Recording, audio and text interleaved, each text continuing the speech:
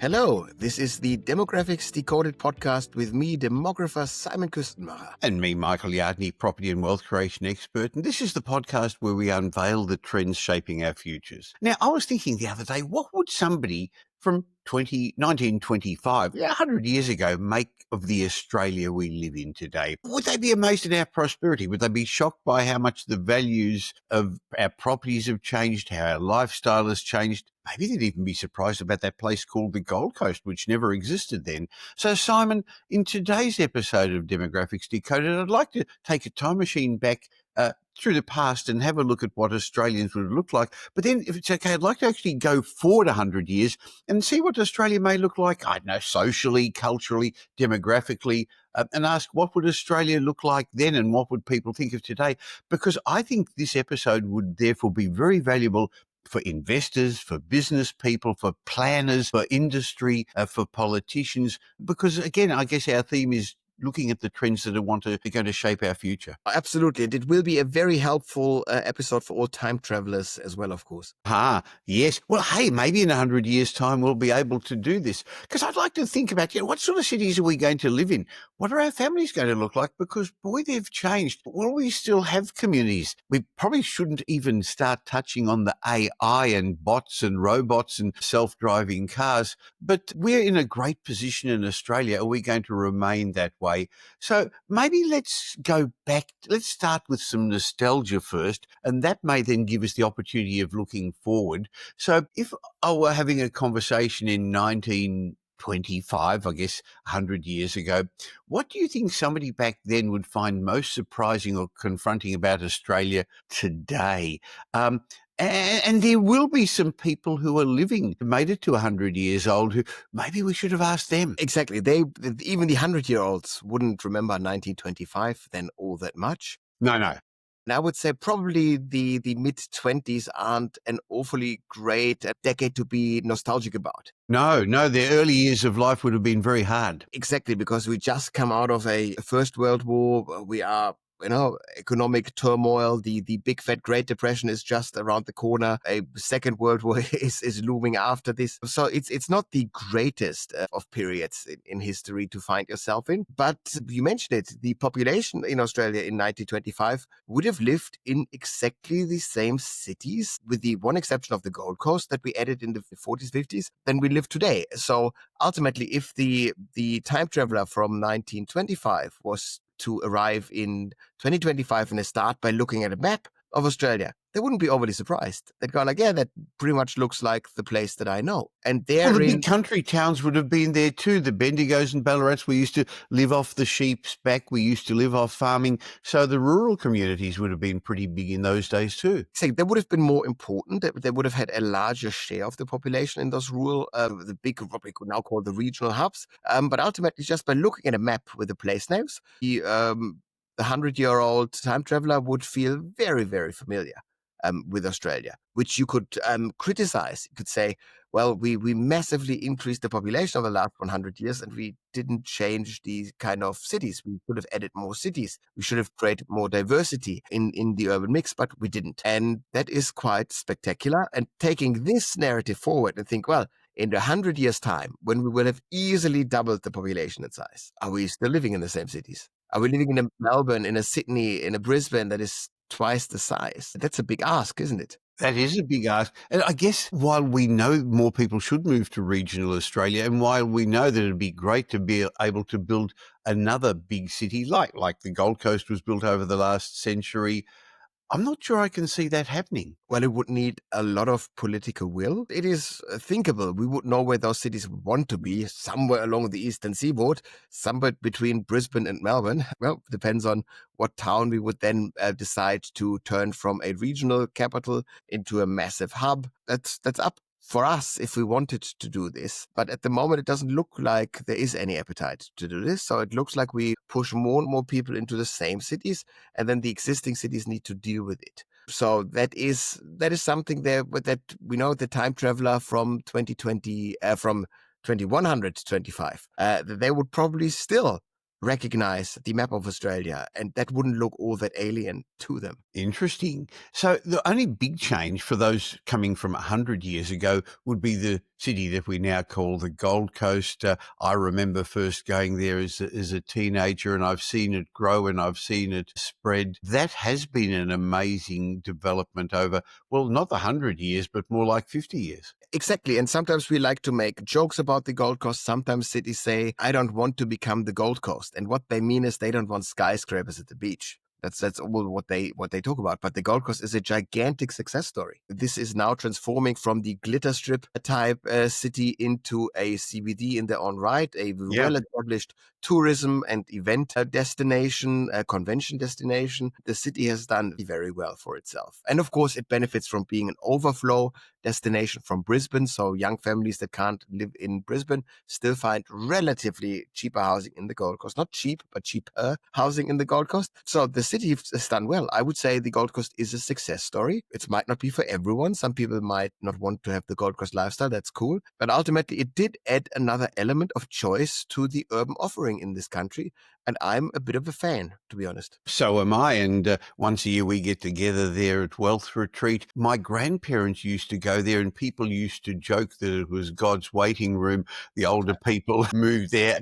And then a lot of Australians in the old days, I know my grandparents, Pam's parents, used to go there in winter time to get away from the cold, but really it's its own regional, well, a bit more than a regional city now, it's a big city. Look, if we go back 100 years, though, there was something else that was pretty important. It was central to life, and that seems to have declined, and that's religion and church going. That seems to have changed. Our values have changed, and how we live in our communities has changed. Of course, so if you draw a line of church membership, religious affiliation from 100 years on till today, this would have been pretty much just a constant decline. And so it is quite tempting to look at this and go, that'll just continue.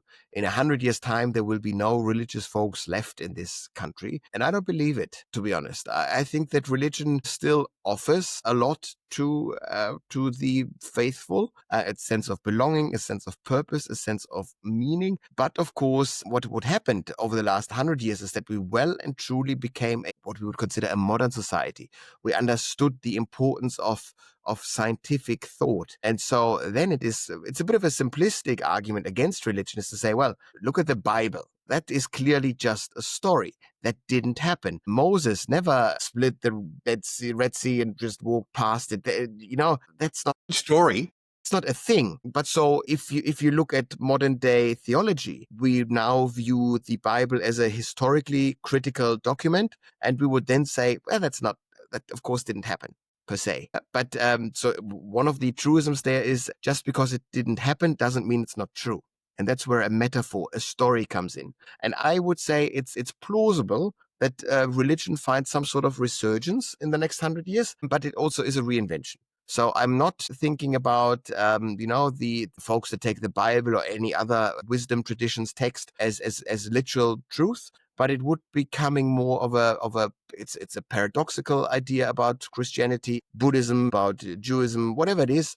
I interpret this as a wisdom tradition. There is the collective wealth of knowledge of humanity. This particular slice of humanity is caught up in religion. I think there will be a resurgence. We see in the US, there's already happening big surge of people that answer the question positively, that says, I am spiritual but not religious. And we see this that now that we in Australia right now, we for all intents and purposes got rid of religion, and we see that young people are still hungry for meaning and purpose in their lives. It can't come from religion, so young people now look for this meaning in all different types of places. And I would say that religion, as it is bit by bit reinventing itself over the next 100 years, plays a bigger role. I'm not saying everyone will be religious or anything like this, but I'd say we probably have a bit downwards to go, but in 100 years' time, we will be on the upswing again, I would guess. Well, that'll be interesting. I won't be around to see it, but we'll see.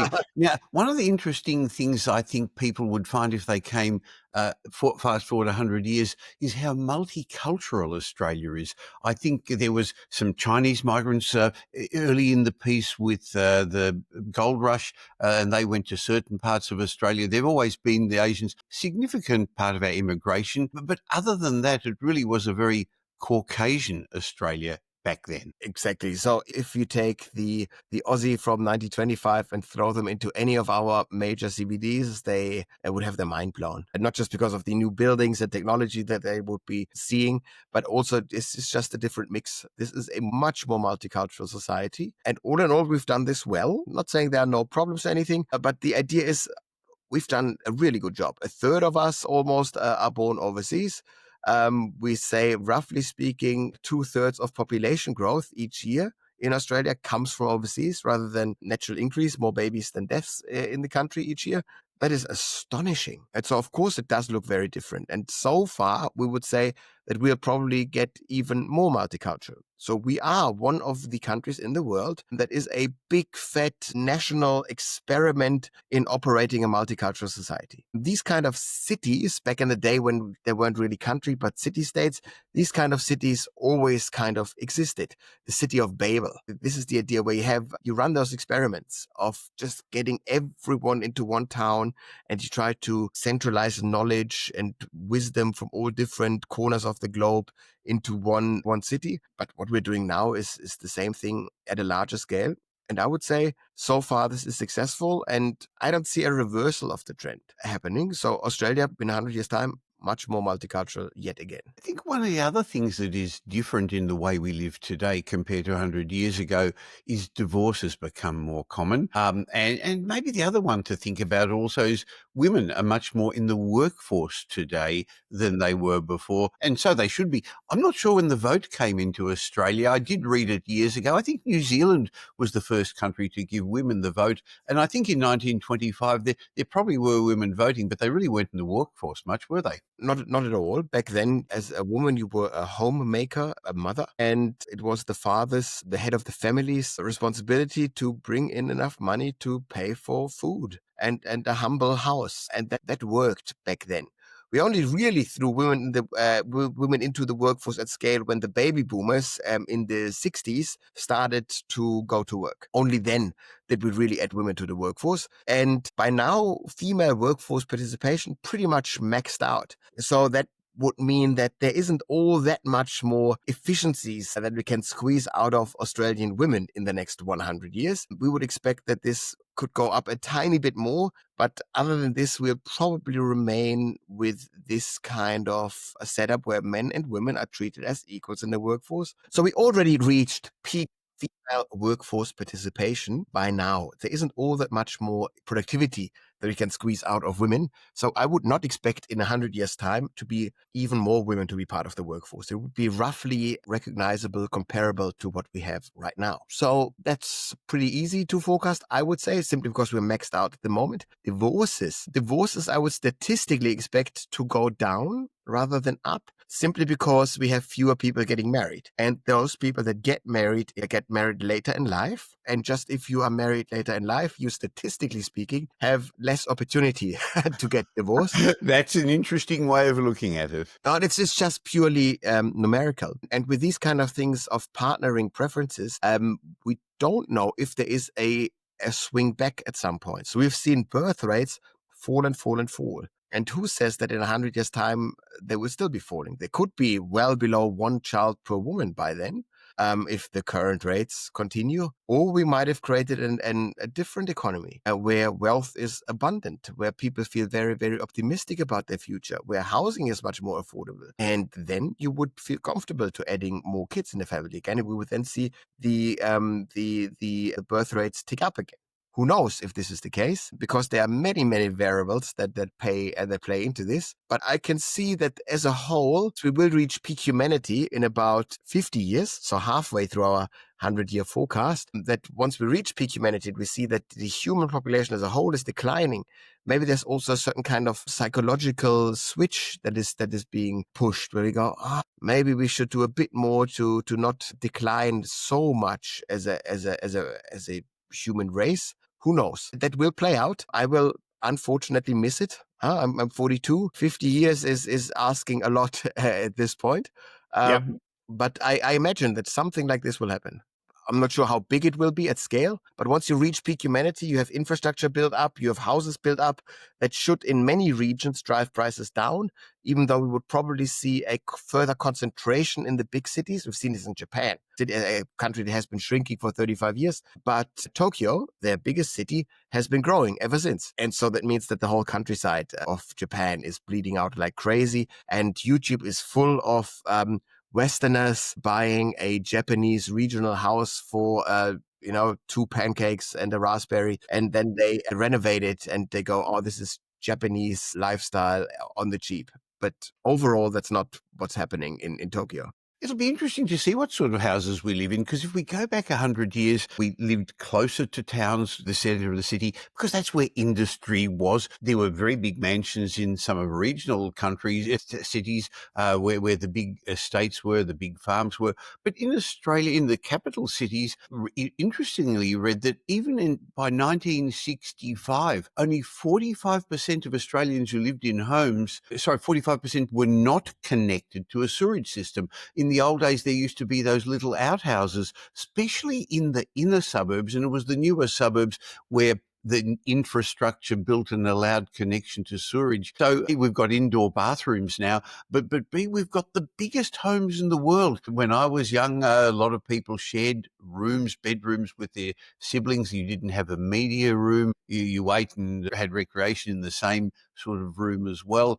But you did have a front yard and a backyard. You had a hills hoist and you had an incinerator in the backyard. I don't think most young people even know what an incinerator is, Simon. No. And you see, all of these things are advances in Australia. The cities function differently. 100 years ago, you didn't have a car. You took a tram. You walked, you cycled. And so we were in density much more like a European city, because the urban sprawl was only made possible through the car. And so it wasn't until the 60s, really, when we gave cars to the Australian masses at scale, that we could actually even theoretically sprawl. We did quite quickly attend to sprawl the nation. But in 1925, that wasn't the case. You lived in dwellings close to work so that you could get to work. It was the only opportunity to get to work, was to live close by. So you had those worker cottages, and they were, of course, rather dirty, because the jobs that you had in those factories, they were polluting. They weren't great filters, filtering out all of the pollutants or whatever. And so the inner city suburbs, when I think about a Richmond or something, these were poor, working class, rather dirty suburbs. And now they are a hipster paradise, but that's it's just how this continues throughout time. In the next 100 years, what type of jobs would we have? We would expect that Australia still benefits from its scale, meaning we have enough land to mine and farm. This would still be going on, but ultimately not for a big share of the population. So most people would have some sort of knowledge type job that we couldn't even think of at the moment. But those jobs will most likely be intellectual in basis, I would think, and therefore they can take them in their suburbs. So we shouldn't create cities that look all that much different than the modern suburbs of today do. Interestingly, in those inner suburbs, there were pubs everywhere. I guess that was the way one had a level of recreation. You ate at home. You didn't go out and eat at restaurants 100 years ago. There wasn't takeaway. There wasn't Uber or DoorDash, was there? No, and of course, 100 years ago, the whole infrastructure had to look differently, because when you walked mostly around, you needed the corner shop. You needed to have shops all over the area so that you could grab stuff. You couldn't just go to one centralized supermarket. That was a new phenomenon. There are videos out there of the 1950s or 60s, not quite sure, where they introduced the concept of a supermarket. And you've seen the housewives being interviewed who said, this is just marvelous. I can buy all of those things into the same shop. This is a butcher and a fruit shop in one. They were just blown away. And back in the day, it wasn't like this. So you had the main street, and there were heaps of main streets around because they needed to be walkable. And in 100 years' time, when you think about self-driving and delivery type of vehicles that might be around, maybe we further centralize our shops, where most of the stuff gets sent to us. And of course, if we still want to have a more personal involvement in the shopping, there will be places to cater for this as well. Maybe more at the upper end of both at the extreme luxury end and both at the bottom cheap as can be end. That's thinkable. There wasn't the idea of the Westfield shopping centres as Chadstones, which not only had multiple shops, but over time became entertainment precincts as well. Exactly. The idea of creating a destination, making a destination out of shopping. The housewife of 1925 would have gone out very, very deliberately, pretty much on a treasure hunt. You leave the house, you need to come back with meat, with bread, with milk. Milk was delivered, but you have this list and you go, then you need to go home and you need to prepare it. This was a very cumbersome, labor intensive undertaking. Then you needed to bake cake because sweets weren't a thing. You needed to bake this. You couldn't just, have a Kit Kat ready in your fridge for when the late night munchies arrive. That wasn't a thing. And you couldn't store stuff in your fridge because you probably didn't have a fridge. Yeah, so you had less. An icebox was what a lot of people had, Exactly. and You had ice less used to be reliable delivered. and smaller storage facilities. So you had to go more frequently to the butcher. And the butcher, of course, needed to, constantly kill animals rather than have this done in a big abattoir. It's just the cooled supply chain. That wasn't a thing then. That made life much easier for us. So the time traveler arriving in 2025 would be quite astonished by all those little conveniences that were added to our lives since then. Well, just like the time traveler from 1925 to 2025 just couldn't imagine how our world has changed. I wonder if we can even start to suggest what 100 years' time in the future is going to look like. I guess the baby boomers will have died off, as will have their children. So a number of the current generations, they're not going to be around anymore. Having said that, there are a number of predictions of what Australia's population is going to be. We know that the current government, in fact, both sides of politics, have got a policy of a reasonably big Australia, getting to somewhere like 40 million people by the middle of this century. It's then suggested that in the second half of this century, population growth may not be as high, but we're going to double our population within that 100 years, I'd assume, Simon. It will definitely be a bigger Australia. When you try to forecast so far out, this becomes a bit dodgy, those forecasts, Yes. because there are too many unknowns in there. But we can just say at least twice as big, at the very least. And so go, well, that is quite a challenge because it means we need to double infrastructure. We need to double the housing stock. That's a tall order. Yes. And the way Especially since families will be smaller, Simon. So I think even for the same number of people, we're going to require more accommodation. exactly families most likely will be smaller. Maybe they will be bigger. And we'll be living longer too. So that's another factor to take into account on how we're going to want to live, where we're going to want to live. Exactly. And how long can we work for? That's another issue. So when we say, well, we'll have a bigger share of the workforce doing knowledge type stuff, we live longer, we live healthier, we will Yeah. have more tools that aid us mentally to stay alert, and so forth. We can be more productive for longer. So in 100 years' time, you won't be retiring at 65, 66. You should easily work into your 70s or 80s. Yeah, so who knows? Like when you live to 100 years of age on average, rather than 85 at the moment, how much longer should you work? Because you can't just say I'm retired for 35 years on average. That is too long. That's pretty much for the same amount that you work for. And so we can't create a system where each worker is during their working years so productive that they can finance 35 years of retirement. So if we want to live long, we must work long as well. Well, if we are heading to a future with fewer children, more elderly people, longer lifespans, what does that mean for family structure, social cohesion, the support people get from families? Yeah, we'll need to reinvent the way we structure our families. At the moment, we happily move away from one city to the next. We take in heaps of migrants who leave their parents overseas. And then as those new migrants age, as the parents age overseas, who's taking care of them? We'll have the same story here. We don't have families growing old together. So that means we therefore need to create a care system that does all of that. At the moment, this care system is very expensive and labor intensive. And you go, well, we can't run this onwards forever. We'll see that this reaches a crisis point in about 15 years' time when we double the number of 85 plus people in Australia. So we need to take care of the baby boomers. And that's an insanely tall order. That said, This will be absolutely nothing compared to what we need to do in the 2080s to 2090s, when we need to take care of the retiring millennials, an even larger cohort. And so we can't just say that the system as we run it right now, the aged care system, we can replicate this for millennials. That is too much to ask. So we must find ways to minimize the care needs. And the best way would be for everyone to be healthy for longer and then just essentially die while they are at the peak of their capabilities. You die before you need care. That's a bit hard to imagine a scenario like this that happens at scale. It's easier to imagine a scenario where we demand the right to end our own lives once ill health sets in, something like this. Just ethically, this is, of course, rather iffy, but plenty of people, if you ask them while they're still healthy, they say they don't want to live an unhealthy life. Yes. And then, of course, once you ask a dementia patient, can you rely on their word? Of course not. How do we align these kind of things? So there are quite a few severe ethical questions that need to be tackled if we have an ever older population. And who knows how this goes?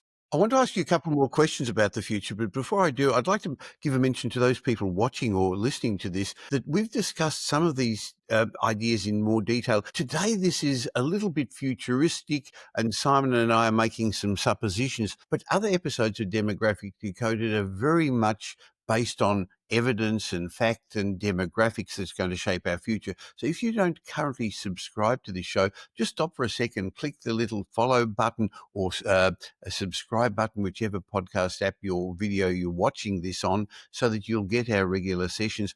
And Simon, I know that you do look into the future in your work at the Demographics Group. Maybe for those who don't understand what you do, before we go into a little bit more looking into the future, you could explain what you do and where you help industry and businesses. Yeah, so usually we don't look 100 years into the future. Usually we just look about 5, 10 years, 20 years into the future. And especially somewhere around the magical 10 years ahead mark, we can be rather confident in our forecasts. On a demographic population level, we can be very, very confident. Technologically speaking, we can even be relatively comfortable. And then in terms of just understanding how values from one generation to the next change as they enter new life stages, we also can be very, very comfortable in our forecasts. So usually our episodes are a bit more fact-driven than today, where we are using still facts and ideas about the here and now and the past, but we project them out so far into the future that there is this highly speculative asset in there.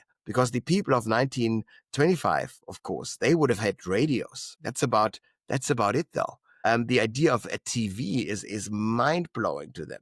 The computers storing information digitally, it makes no sense to them whatsoever. Mobile telephones, this is just, you would be just blown away. The people, the Australians of 21, 25, they will have technology, Michael, that you and I would be absolutely bamboozled if we saw this. I remember my father was bamboozled when video recorders came in. He just couldn't get it in his head that he could watch Channel 7 on the television and record Channel 10 on the video recorder. How could the machine do two things at the same time, Simon? Yeah, and it is just this where, and this is why quite often the technology is being invented by relatively young people who just can do this, can make this new leap. If you look at the AI folks at the moment, very, very young cohort of programmers and designers thinking about this stuff. And again, after the AI revolution, a new thing will come, and a new thing will come, and a new thing will come. And it's happening faster, isn't it? Yes, it does. And the argument about AI is, of course, that this could further increase the speed of innovation. And we then just need to take part in an ever faster technology race. But ultimately, I think it's not a given that we say that technology will hurt us. Technology is always challenging, but ultimately I think we are still in control of technology as humans, and we should want to sooner or later create technology that actually helps us more than it harms us. And I said this before in the podcast that in forecasting, we always talk about regulation follows innovation. Innovation is guaranteed. And then bit by bit, we'll see how the innovation helps us. We let this stuff continue and we see how it harms us. And we then try to regulate. Regulation, of course, is slow and cumbersome, and the more capable or more the people that have more insight about the innovation tend to work in the innovation rather than in regulation. So therefore, the regulation quite often is clumsy, and isn't all that perfect. And you see this in the US when you have ancient senators quizzing people about AI, and you see that they actually don't understand what's going on. So they quiz the big CEOs of the AI companies, and the questions make semi-sense. And that's part of the game, so to speak, is that regulation is slower, but it gives you a Wild West phase with any innovation to just really push through society at the get-go. And we see this with Facebook, for example. Social media is a new phenomenon. This is 20 years old at best, and we're now slowly starting to regulate it because we slowly have proof of the bad that it does. We then try to regulate the bad and continue to, reap the benefits of a technology. We'll do the same in the future. Well, I guess there's all these wild card factors, geopolitical problems. Look what's happened just this year alone around the world. Environmental problems, that's going to not leave the news. Boy, technology is going to change. So Australia will be very different demographically and economically.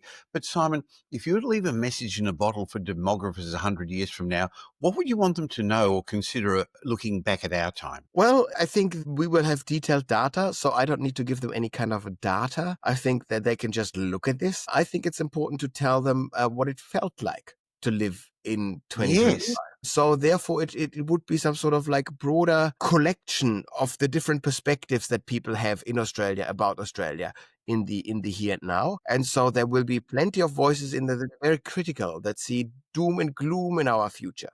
So it would be the idea is like, how do we feel about the future from different perspectives, different groups? And it's kind of like, guys, were we right? That would be very, very interesting. Were the optimists right? Were the pessimists right? Did the pain points or the benefits of a certain policy overweigh at the end? I don't know. And I'll be absolutely devastated not knowing this. Because, Yes. sooner or later I'll die before you find out how the season ends, so to speak. Well, Simon, it's been fantastic talking about the future. I've enjoyed our chat today. I think it also shows us, though, how far we've come as a nation. So while Australians of 1925 may not recognise our cities, our technology, or even how we live our structures of our families, I think they'd also see some similar traits. I think they'd see the belief in opportunity. Australians then 100 years ago, like today, look towards the future with opportunity. I think they'd see our love of the lifestyle and the desire for a better future. But as we look ahead, I think we're reminded that the choices we make today about migration, urban planning, family, community, that's going to shape the lives of our futures and also for the generations ahead of us. So for those listening or watching today, thank you for joining us in this century-spanning conversation. And remember, understanding where we're heading starts with knowing where we've been. And that's why each week Simon and I bring you this Demographics Decoded show. So let me once again remind you that if you've enjoyed this but don't currently subscribe, just stop for a sec and click the follow or subscribe button. They have different words on different apps, and we'd love to have you join us once a week. And if you got some benefit from this, please share our show with somebody else who you think would get benefit from us as well. Thanks a lot, Simon. Look forward to our chat again next week. Fantastic. I'll see you in the near future. Aha. This Demographics Decoded podcast has been brought to you by Metropole Property Strategists. We provide a complete range of services to help our clients safely create intergenerational wealth through strategic property and wealth advice. If you're looking to buy an investment property or your next home, why not have a discovery chat with one of our wealth strategists? Just go to metropole.com.au and explore your options. You'll find we're much more than just another buyer's agent. We provide a complete range of services, including property advisory, wealth advisory, home buying, buyer's agency, property management, renovations, and development management services. The team at Metropole will help you with frameworks that I've fine-tuned over 5 decades, and we've been helping clients with for well over 25 years. We're big enough to tip the scales in your favour, but still small enough to care. In between these Demographics Decoded shows, you can follow me on social media, and I suggest you also follow Simon Kuestenmacher. You'll find him regularly posting on all social media platforms. And thanks for spending the last little while with Simon and me. I hope you got some benefit from the show. And if you did, and you know somebody who may also benefit, please tell them about Demographics Decoded. There's a share button on every podcast app. I hope you're going to be doing them a favour, and you're definitely going to be doing us a favour, helping us now quest to make as many people as possible aware of the demographic changes that are going to be shaping their future. And of course, if you don't currently subscribe, we'd love you to. And of course, any of the information that we've been sharing with you is general information because we don't know your specific circumstances.